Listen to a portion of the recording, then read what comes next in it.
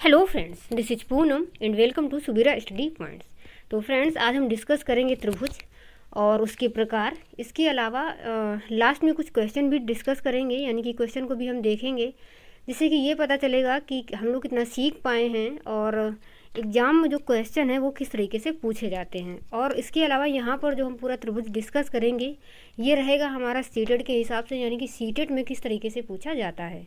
तो चलिए फ्रेंड्स, शुरू करते हैं। उससे पहले अगर आप चैनल पर नए हैं तो चैनल को सब्सक्राइब कर लें, और वीडियो अगर पसंद आती है तो वीडियो को लाइक एंड शेयर करना ना भूलें।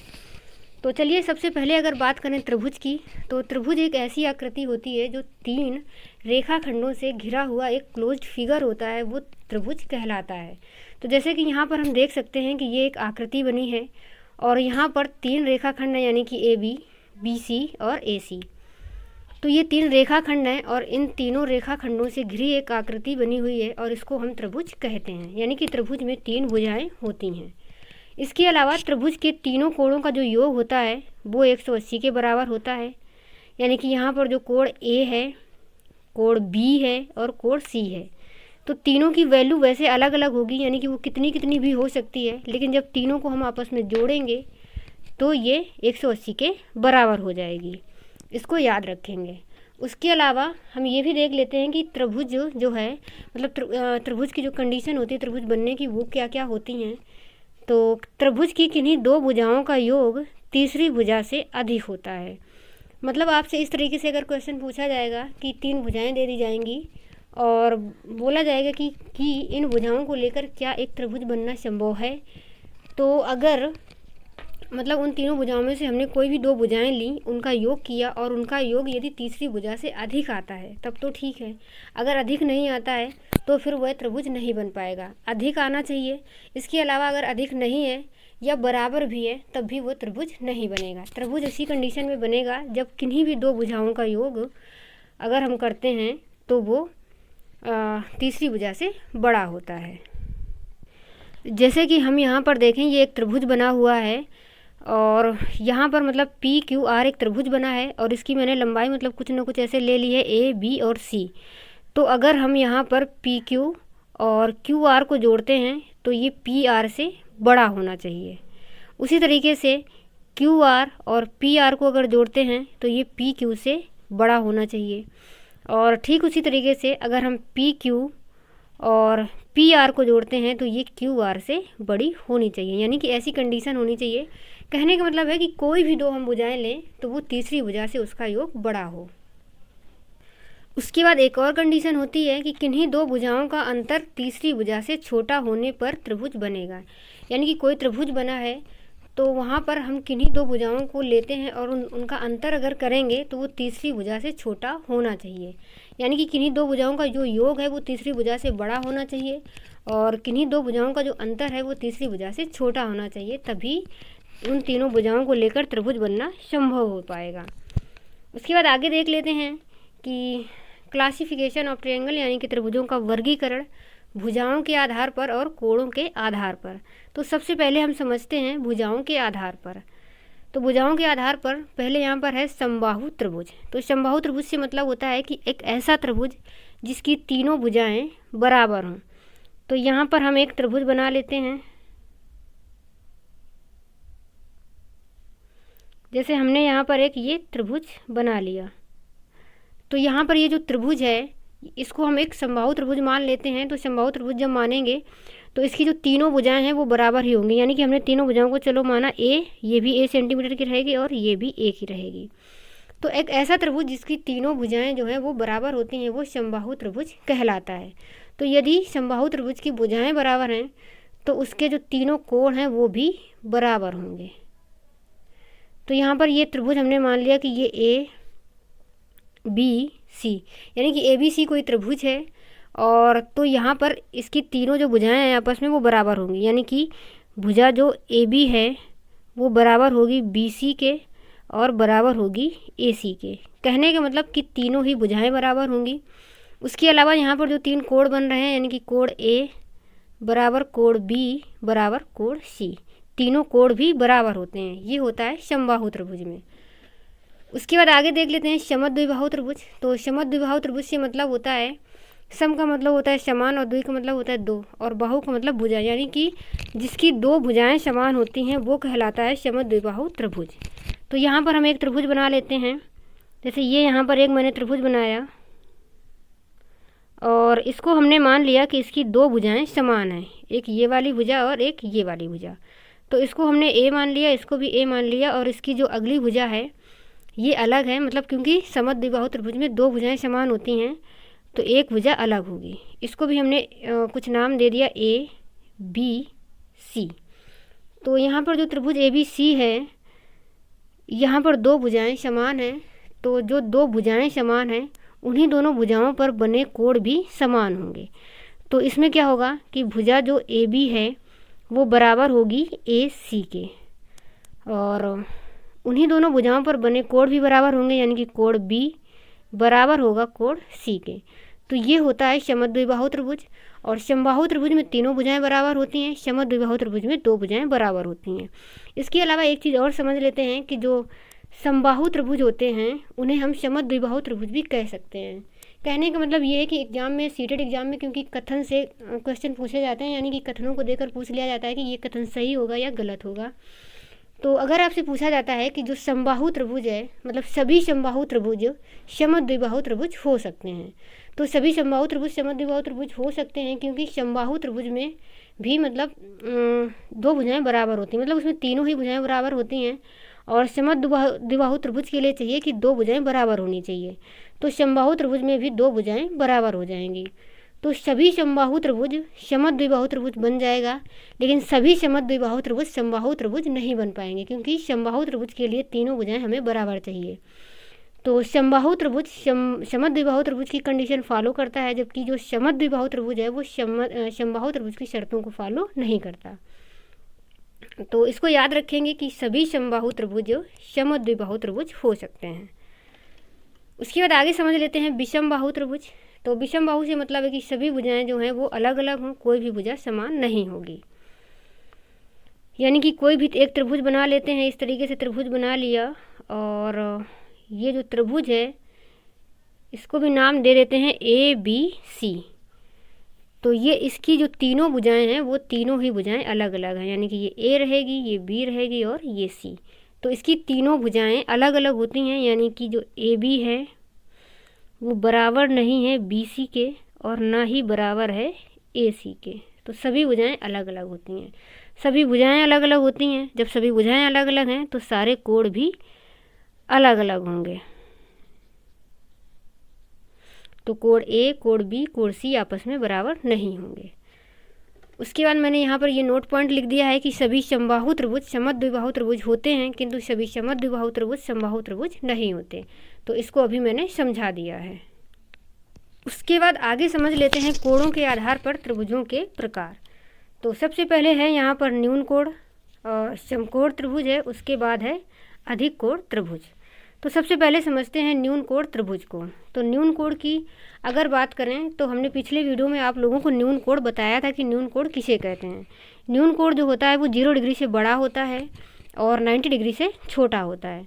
तो न्यून कोण का मतलब हो जाएगा, न्यून कोण त्रिभुज का मतलब हो जाएगा कि ऐसा त्रिभुज जिसमें सभी जो कोण बनेंगे वो न्यून कोण बनेंगे। तो जब मैंने न्यून कोण समझाया था तो मैंने बताया था कि जो लाइन ऐसे रेखाखंड होती है और इस तरीके से अगर सीधे बनाते हैं कोण को तो वो 90 डिग्री का बनता है, जो कि हो जाता है समकोण। तो समकोण से कम ही रहता है न्यून कोण, यानी कि जो न्यून कोण होगा वो समकोण से कम बनेगा इस तरीके से। तो एक न्यून कोण त्रिभुज में सभी कोण न्यून कोण होते हैं। यहाँ पर जो तीनों कोण बन रहे हैं ये सभी कोण 90 से कम हैं और 0 डिग्री से ज़्यादा हैं। तो एक ऐसा त्रिभुज जिसके तीनों ही कोण न्यून कोण हो, न्यून कोण से मतलब होता है कि 0 डिग्री से ज़्यादा हो और 90 डिग्री से कम हो, तो वो त्रिभुज कहलाता है न्यून कोण त्रिभुज। यहाँ पर जो तीनों ही कोण हैं ये सभी तीनों कोण न्यून कोण हैं, क्योंकि जो न्यून कोण है वो इस तरफ मतलब इस तरीके से अंदर की तरफ बनता है। और समकोण की अगर बात करें तो समकोण त्रिभुज के लिए मैंने बताया था कि जो समकोण त्रिभुज होता है वो 90 डिग्री का होता है और वो इस तरीके से एक स्ट्रेट लाइन, मतलब ये रेखाखंड हो गई, और जो 90 डिग्री का कोण होता है वो पूरा इस तरीके से स्ट्रेट बनता है। तो ये होता है 90 डिग्री का, तो ये हो जाएगा समकोण। और समकोण जो त्रिभुज बनेगा उसका कोई ना कोई एक कोण 90 डिग्री का यानी कि समकोण होना चाहिए। तो ऐसा त्रिभुज जिसका एक कोण 90 डिग्री का हो, या मतलब कह सकते हैं कि एक कोण समकोण हो, वो समकोण त्रिभुज कहलाता है। तो इन दोनों को एक बार समझ लेते हैं। यानी कि जो न्यून कोण होता है उसमें सभी कोण न्यून कोण होंगे, जबकि समकोण त्रिभुज में सिर्फ एक कोण वो समकोण होगा। ऐसा इसलिए क्योंकि हमने अभी पहले स्टार्टिंग में बताया था कि जो त्रिभुज होता है, त्रिभुज के तीनों कोणों का योग 180 के बराबर होता है। तो अगर समकोण त्रिभुज में हम इस तरीके से अगर ऐसा कहें कि सभी कोण समकोण होंगे तो वो 180 से ज़्यादा हो जाएगा। इसलिए समकोण त्रिभुज में सिर्फ एक ही कोण समकोण का होता है, बाकी जो दो कोण होते हैं वो न्यून कोण होते हैं। तो इसको समझ गए होंगे, यानी कि एक कोण समकोण रहता है 90 डिग्री का। उसके बाद अधिक कोण की बात करें तो अधिक कोण से मतलब है कि ऐसा त्रिभुज जिसका एक कोण अधिक कोण हो, और अधिक कोण क्या होता है, जो 90 डिग्री से ज़्यादा हो और 180 से कम हो। तो यहाँ पर जो इस तरीके से 90 डिग्री बना है, तो 90 से जब ज़्यादा बनेगा तो वो इससे बाहर की तरफ बनेगा, यानी कि इस तरीके से बनेगा।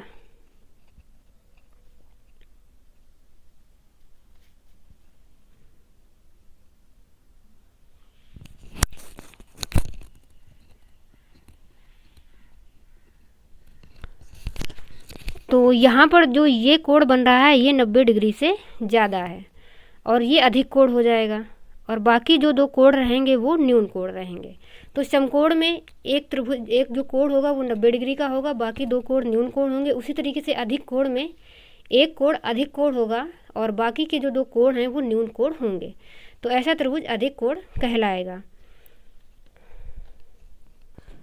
तो फ्रेंड्स, मैं आशा करती हूँ कि आप लोगों को जो त्रिभुज हैं वो अच्छे से समझ में आ गए होंगे। अब हम त्रिभुज से रिलेटेड कुछ क्वेश्चन की प्रैक्टिस करेंगे और अगले वीडियो में चतुर्भुज के बारे में बात करेंगे। तो चलिए देख लेते हैं। यहाँ पर पहला क्वेश्चन है, दी गई आकृति में x और y के मान क्रमशः हैं। मतलब यहाँ पर एक आकृति बनी हुई है और हमसे x और y के मान पूछे हैं। तो सबसे पहले y के बराबर 80 होगा, और क्यों होगा ये हमने पिछले वीडियो में डिस्कस किया था। जब हमने लाइन और एंगल को पढ़ाया था तो मैंने बताया था कि दो लाइन यदि वर्टिकली अपोजिट होती हैं, यानी कि दो लाइन आपस में किसी बिंदु पर आपस में इंटरसेक्ट करती हैं, तो वहाँ पर उनके अपोजिट जो एंगल बनते हैं वो आपस में एक दूसरे के इक्वल होते हैं। यानी कि जो ये वाला होगा वो इसके इक्वल होगा और जो यहाँ पर बनेगा वो इसके इक्वल होगा। तो यहाँ पर भी इस आकृति में अगर देखें तो एक ये लाइन और एक ये लाइन यहाँ पर एक बिंदु पर आपस में इंटरसेक्ट कर रही हैं। तो यहाँ पर y और जो 80 है ये आपस में वर्टिकली अपोजिट हैं, इसलिए y बराबर हो जाएगा 80 डिग्री। और आज हमने पढ़ा है कि अगर हम देखें ये एक त्रिभुज बनेगा, यहाँ पर कोई बिंदु लिख लेते हैं, मान लीजिए C हो गया। तो ABC एक त्रिभुज बन रहा है, और त्रिभुज में हमने पढ़ा है कि त्रिभुज के तीनों कोणों का मान 180 के बराबर होता है। तो यहाँ पर अगर हम इन तीनों को जोड़ करके 180 के बराबर करेंगे तो हमें x का मान निकल आएगा। यानी कि यहाँ पर हो जाएगा y प्लस x प्लस 50, और ये बराबर होगा 180 के, क्योंकि त्रिभुज के तीनों कोणों का मान 180 होता है। तो y बराबर आ गया है 80 डिग्री, और x और प्लस 50, यहाँ पर 180 और 80 और 50 मिल करके हो जाएगा 130। और ये इसको जब पक्षांतर करेंगे तो इस साइड, क्योंकि ये दोनों प्लस के हैं, उधर जाएंगे तो माइनस के हो जाएंगे। यानी कि ये हो जाएगा x बराबर 180 माइनस 130, और 180 में से 30 जाएगा तो ये बचेगा 50, यानी कि x के बराबर 50 डिग्री आ जाएगा। इसके अलावा इसको इतना ज़्यादा सॉल्व करने की ज़रूरत नहीं है, हम यहाँ पर देख करके भी आंसर बता सकते हैं, क्योंकि वर्टिकली अपोजिट जो एंगल होते हैं वो इक्वल होते हैं। तो y हो जाएगा 80 के बराबर, यानी कि y बराबर 80 हो जाएगा। और x का मान निकालने के लिए, क्योंकि त्रिभुज के तीनों कोणों का मान 180 के बराबर होता है, तो इन दोनों को आपस में जोड़ेंगे तो ये 130 हो जाएगा, और उसको 180 में से घटाएंगे तो तुरंत ही ये 50 डिग्री आ जाएगा। तो यहाँ पर x और y के मान क्रमशः पूछे हैं, तो जो आंसर होगा वो आएगा x का मान पहले यानी कि 50 डिग्री और y का मान बाद में यानी कि 80 डिग्री। क्योंकि x और y के क्रमशः पूछें तो पहले हमें x का बताना है और बाद में y का बताना है। उसके बाद अगला है उस कोण की माप जिसके संपूरक की माप कोण के पूरक की माप के 4 गुना के बराबर है निम्न है। यानी कि क्वेश्चन को अगर ढंग से समझें तो ये क्वेश्चन बोल रहा है कि उस कोण की माप बताइए, मतलब हमें किसी एक कोण की माप बतानी है जिसका जो संपूरक है, यानी कि उस कोण के संपूरक की माप और उसी कोण के पूरक की माप के 4 गुना के बराबर है। कहने का मतलब ये है कि कोई कोण है तो हमें पता नहीं है, तो उसको हम कुछ ना कुछ मान लेते हैं। हमने यहाँ पर मान लिया कि माना वह कोण है x डिग्री, और उसका जो संपूरक कोण होगा यानी कि उसी के संपूरक की माप। तो संपूरक के लिए मैंने बताया था कि संपूरक कोण उन्हें कहते हैं जो मतलब कोई ऐसे दो कोण जो मिल करके 180 के बराबर होते हैं। तो ये संपूरक कोण, पूरक कोण, ये सारी चीज़ें हमने पिछले वीडियो में डिस्कस की थी। तो अगर आप लोगों ने वो वीडियो नहीं देखा है तो उसे भी जाकर देख लें। तो संपूरक कोण से मतलब होता है कि कोई ऐसे दो कोण जो 180 के बराबर होंगे। तो इसको समझ लेते हैं कि कोई दो कोण हैं जो 180 के बराबर हैं, उनमें से एक हो जाएगा अगर x डिग्री। तो अगर 180 में से x निकल जाएगा तो बचा हुआ पार्ट होगा कि x, क्योंकि 80 में मतलब 180 में से x निकल चुका है तो अगला पार्ट हो जाएगा 180 माइनस x। तो x डिग्री का जो संपूरक होगा वो होगा 180 माइनस x डिग्री। और उसी तरीके से इसका अगर पूरक कोण की बात करें तो पूरक कोण ऐसे दो कोण होते हैं जिन दो कोणों का मान 90 डिग्री के बराबर होता है। तो अगर 90 डिग्री को बात करें तो मान लेते हैं कि वह कोण जो x डिग्री है उसका जो पूरक कोण होगा, तो क्योंकि इसमें से अगर x निकल जाएगा तो बचा हुआ जो शेष पार्ट होगा वो 90 माइनस x डिग्री हो जाएगा। तो उस कोण का संपूरक कोण है 180 माइनस x डिग्री और उस कोण का पूरक कोण है 90 माइनस x डिग्री। उसके बाद आगे बोल रहा है कि पूरक के माप मतलब कोण जो है वो कोण के पूरक की माप के 4 गुना के बराबर है। तो 4 गुना के बराबर क्या है? संपूरक कोण की माप उस कोण के पूरक मतलब पूरक कोण के माप के 4 गुना के बराबर है। तो उसका जो संपूरक कोण है वो ये है और उसका जो पूरक कोण है वो ये है।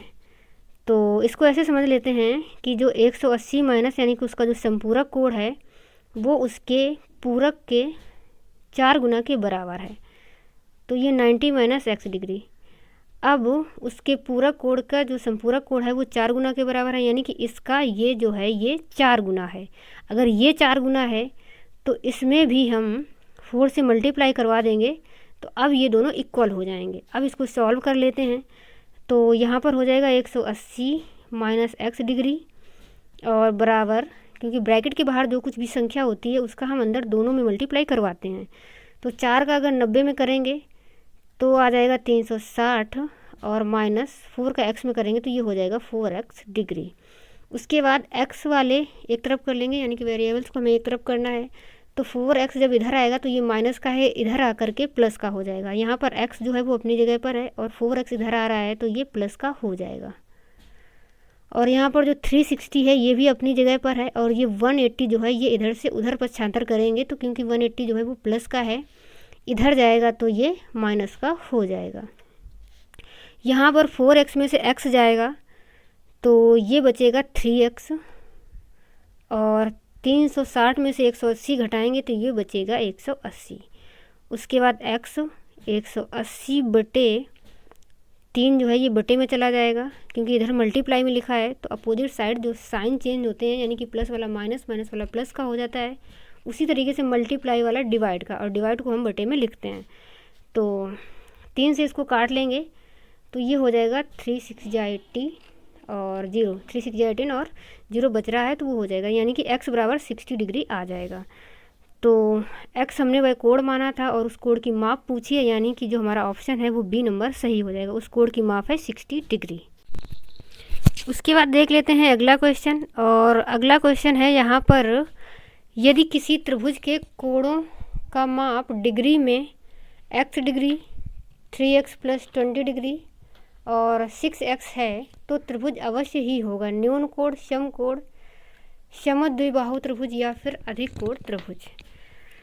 तो सबसे पहले हम समझ लेते हैं कि इस क्वेश्चन का मतलब ये है कि कोई एक त्रिभुज है और त्रिभुज के जो कोण हैं तीनों वो x डिग्री है, 3x प्लस 20 है और 6x डिग्री है। तो जो त्रिभुज है वो कैसा होगा? न्यून कोण त्रिभुज होगा, समकोण त्रिभुज होगा या फिर समद्विबाहु त्रिभुज होगा या अधिक कोण त्रिभुज होगा। तो क्योंकि यहाँ पर जो वैल्यू दी हुई है वो डिजिट में नहीं दी है, तो सबसे पहले हमें वैल्यू को डिजिट में निकालना पड़ेगा, तभी हम पता कर पाएंगे कि जो त्रिभुज है वो कैसा होगा। तो अभी मैंने आज ही पढ़ा है कि किसी भी त्रिभुज के तीनों कोणों का मान 180 के बराबर होता है। तो ये जो वैल्यू दी हुई है इसको हम पहले कर लेंगे 180 के बराबर। तो इसको जब हम 180 के बराबर करेंगे यानी कि जो तीनों कोण हैं x plus 3x plus 20 plus हो जाएगा 6x और ये हो जाएगा बराबर 180 के। तो इसको जब जोड़ेंगे x वाले टर्म को हम एक साथ जोड़ते हैं तो 3 और एक x ये 4x और 4 प्लस 6 ये हो जाएगा 10x प्लस 20 और ये 180। यहाँ पर जो 20 है इसको पक्षांतर कर लेंगे तो ये उधर चला जाएगा यानी कि ये हो जाएगा 10x 180 माइनस का हो जाएगा 20 क्योंकि इधर प्लस का है तो इधर जाके माइनस का हो जाएगा। और इसको जब हम घटाएंगे तो ये बचेगा 160 और यहाँ पर 10x तो आगे ये हो जाएगा x बराबर 160 बटे 10 बटे में चला जाएगा तो 10 हो जाएगा बटे में। यहाँ पर 0 से 0 हम काट देंगे तो x बराबर हमारा आ जाएगा 16 डिग्री। तो यहाँ पर हमें एक कोण पता चल गया है कि x के बराबर 16 डिग्री है। तो हमें तीनों ही कोणों को पता कर लेना है तभी हमें पता चलेगा कि त्रिभुज जो है वो कैसा होगा। तो क्योंकि यहाँ पर जो कोण हमें पता चला है वो छोटा कोण पता चला है तो हो सकता है इनका मान वो ज़्यादा हो।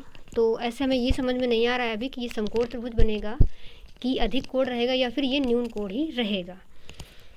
तो इसको भी देख लेते हैं यानी कि जो दूसरा कोण है हमारा वो है 3x प्लस 20 है तो इसकी वैल्यू निकाल लेते हैं 3 और यहाँ पर मल्टीप्लाई x की वैल्यू लिखेंगे तो ये 16 हो जाएगा प्लस 20 तो ये हो जाएगा 16 3 48 होता है 48 प्लस 20 इसको जब जोड़ेंगे तो ये हो जाएगा 68 डिग्री। तो ये भी न्यून कोण आया। अगला वाला जो है वो है 6x तो इसकी भी वैल्यू निकाल लेते हैं इसको यानी कि 6 मल्टीप्लाई x बराबर 16 आया तो 16 लिखेंगे और 16 6 जा होता है 96। तो यहाँ पर तीनों कोण आ चुके हैं और जो ये वाला आया ये 96 आया है और ये समकोण से ज़्यादा है तो ये समकोण त्रिभुज तो नहीं बनेगा यानी कि ये अधिक कोण त्रिभुज बन जाएगा। क्योंकि अधिक कोण के लिए क्या होता है कि अधिक कोण जो है वो अधिक कोण त्रिभुज का एक कोण अधिक कोण होना चाहिए और 2 कोण न्यून कोण। तो यहाँ पर एक कोण अधिक कोण है और 2 कोण जो है वो न्यून कोण है तो हमारा बन जाएगा अधिक कोण त्रिभुज यानी कि ऑप्शन हमारा डी नंबर सही हो जाएगा।